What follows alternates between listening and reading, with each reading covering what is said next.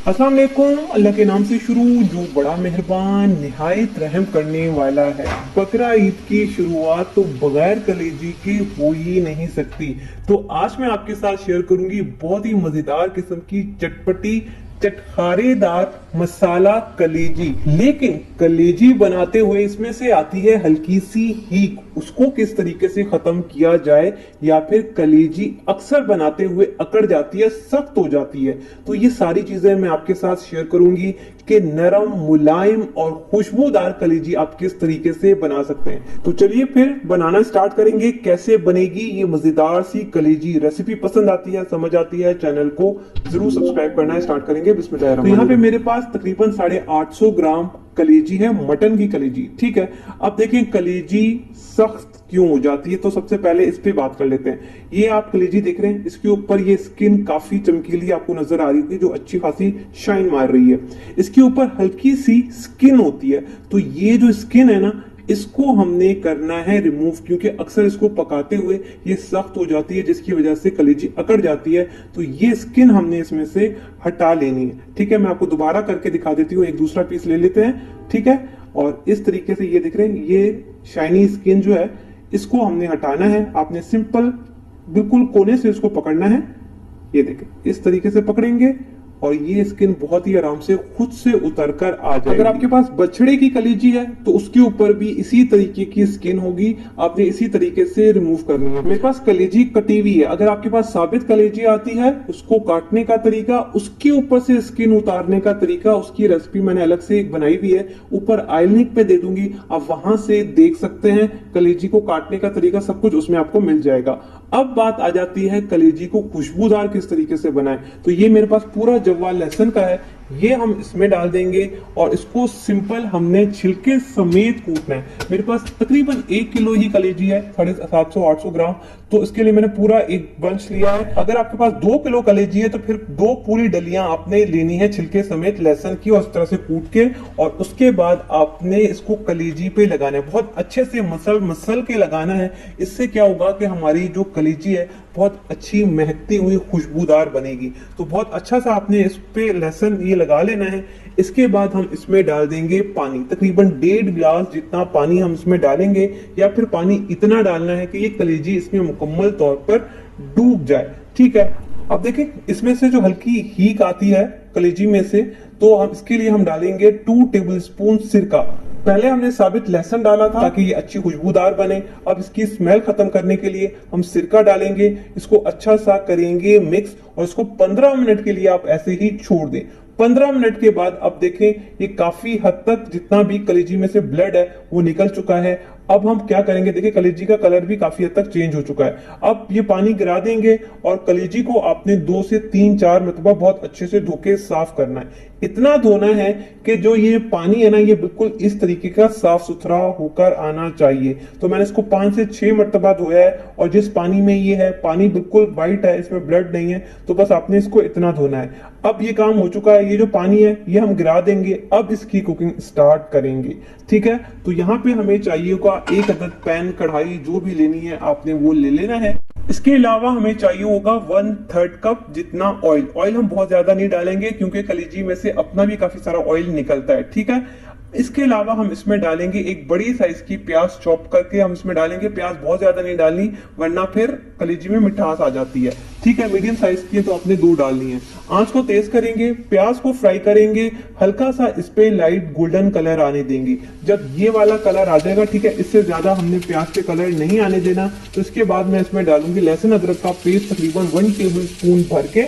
ठीक है, दोबारा से हम इसको मिक्स करेंगे ताकि जो लहसुन अदरक है इसका कच्चापन भी खत्म हो जाए और अच्छी सी लहसुन अदरक की खुशबू आनी चाहिए। ठीक है, तकरीबन 1 मिनट फ्राई करेंगे। जब लहसुन अदरक की बड़ी अच्छी सी खुशबू आना स्टार्ट हो जाएगी तो फिर हम इसमें डाल देंगे कलेजी। ठीक है, अब आंच को आपने बिल्कुल तेज करना है।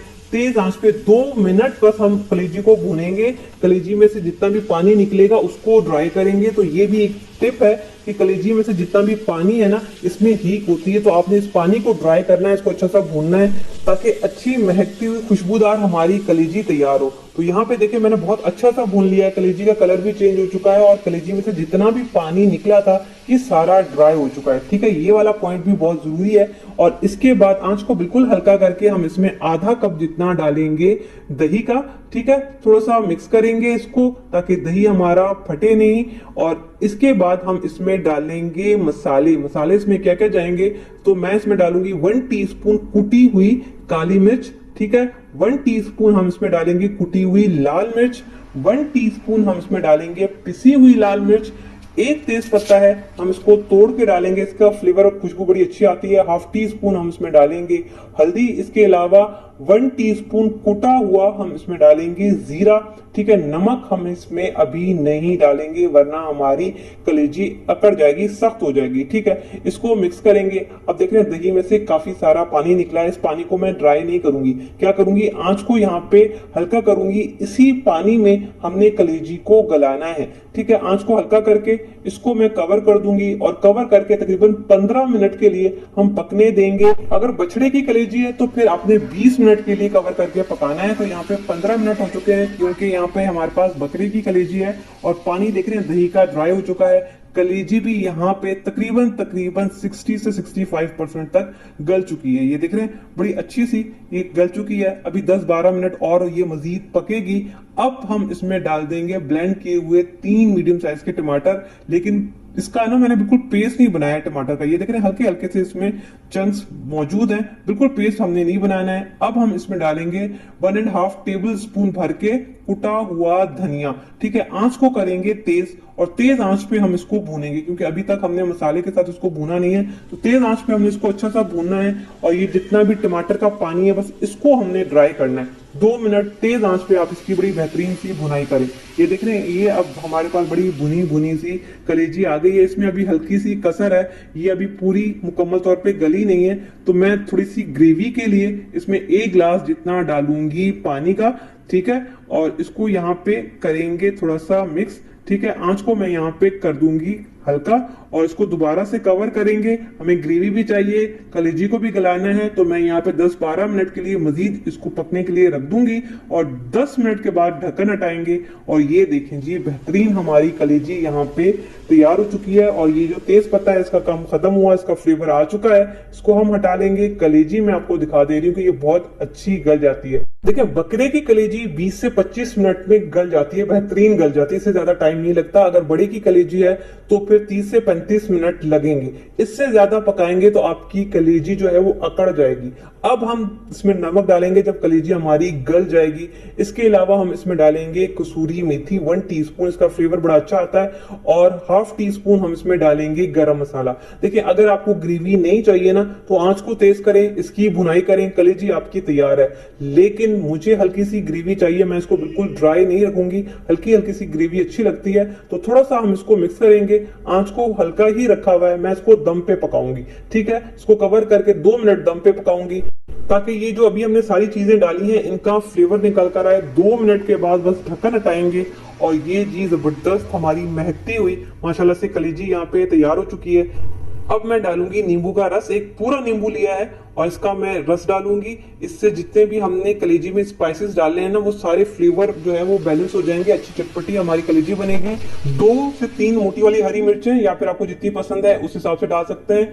हरा धनिया हम इसमें डालेंगे और ये बस कलेजी अब यहाँ पे तैयार हो चुकी है। चाहे तो आप इसको ऐसे भी सर्व कर सकते हैं या फिर आप इसको किसी भी सर्विंग प्लेट या फिर डिश में निकाल सकते हैं। मैं इसको ऐसे ही सर्व करूंगी और ये जी गर्मा गर्म हमारी मसालेदार चटपटी कलेजी तैयार होकर आ गई है। बहुत ही मजेदार इस वक्त खुशबू आ रही है और इस वक्त मैं आपको दिखा देती हूँ कि ये कलेजी जो है ना वो कितनी गली है। ठीक है, देखें अगर आप कलेजी को ज्यादा भी पकाते हैं ना, ओवर कुक करते हैं तो भी कलेजी सख्त हो जाती है। तो ये देखिए बहुत ही जबरदस्त हमारी कलेजी यहाँ पे गल चुकी है। एक बकरे की कलेजी 20 से 25 मिनट में पक जाती है, इससे ज्यादा आपने नहीं पकाना वरना वो सख्त हो जाएगी।